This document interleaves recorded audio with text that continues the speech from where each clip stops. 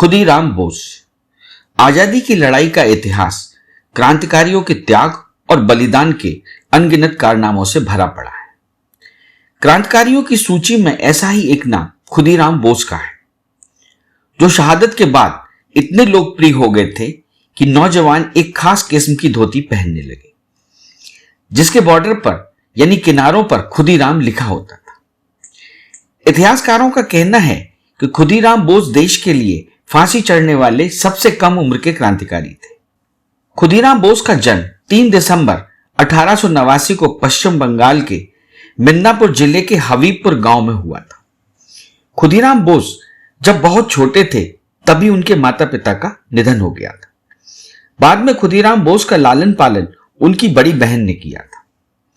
कक्षा 9वीं की पढ़ाई के बाद खुदीराम बोस पूरी तरह से क्रांतिकारी बन गए थे। बंगाल में उभरते हुए राष्ट्रीय आंदोलन को नष्ट करने के लिए 16 अक्टूबर 1905 को लॉर्ड कर्जन ने बंगाल का विभाजन किया। बंगाल के विभाजन के बाद तो खुदीराम बोस क्रांतिकारी सत्येंद्र बोस की अगुवाई में पूरी तरह से क्रांतिकारी बन गए और तभी से बंगाल विभाजन के विरोध में चले आंदोलन में खुदीराम बोस ने बढ़ चढ़कर भाग लिया। पुलिस ने 28 फरवरी 1906 को सोनार बंगला नामक एक इश्तेहार बांटते हुए खुदीराम बोस को दबोच लिया, लेकिन वह चालाकी से पुलिस के शिकंजे से भागने में सफल रहे। उन दिनों कोलकाता में चीफ प्रेसिडेंसी जज थे किंग्सफोर्ड। किंग्सफोर्ड को पूरे बंगाल में भारतीय क्रांतिकारियों को कठोर सजा देने के लिए जाना जाता था। इसी वजह से वो भारतीय क्रांतिकारियों की हिटलिस्ट में थे। इसकी भनक अंग्रेजों को लग चुकी थी। यही कारण था कि जज किंग्सफोर्ड का तबादला मुजफ्फरपुर कर दिया गया। उधर जज किंग्सफोर्ड को मारने की जिम्मेदारी 2 युवा क्रांतिकारियों को दी गई, खुदीराम बोस व प्रफुल्ल चाकी।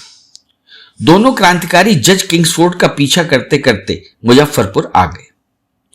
मुजफ्फरपुर आते ही दोनों ने पहले जज किंग्सफोर्ड की रेकी की। फिर दोनों ने देखा कि जज किंग्सफोर्ड रोजाना अपनी बग्गी से यूरोपियन क्लब से निकलते थे।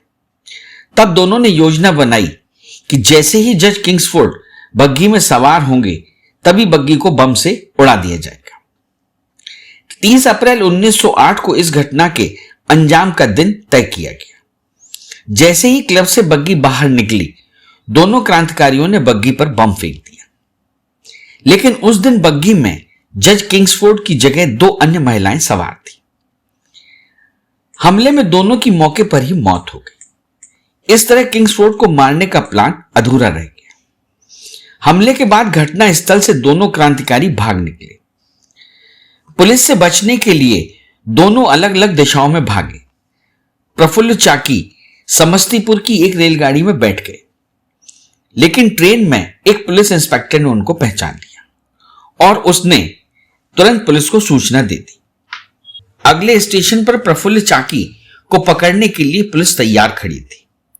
प्रफुल्ल ने पुलिस को चकमा देकर भागने की पूरी कोशिश की, लेकिन भाग नहीं सके। तब उन्होंने खुद को गोली मार ली।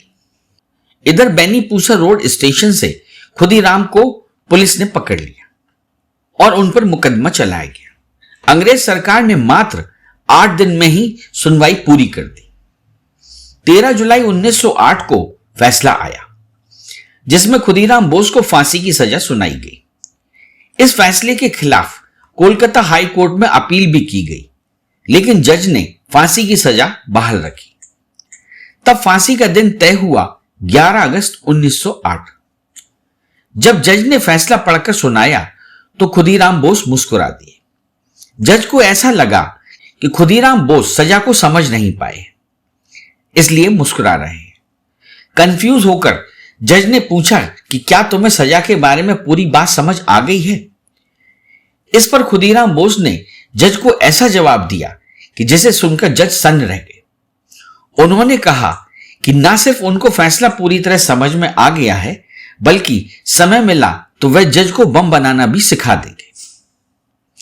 आपको बता दें, अंग्रेज सरकार उस वक्त खुदीराम बोस की निडरता व वीरता से इतनी डरी हुई थी कि उनको कम उम्र में ही फांसी की सजा दे दी गई। फांसी के दिन खुदीराम बोस की आयु मात्र 18 साल 8 महीने और 8 दिन थी। अपनी वीरता के लिए पहचाने जाने वाले खुदीराम बोस फांसी पर चढ़ते समय हाथ में गीता थामे हुए थे और उनकी जुबान पर बस इतना ही था कि मैं बहुत गरीब हूं, भारत मां को देने के लिए जान के अलावा मेरे पास कुछ भी नहीं है।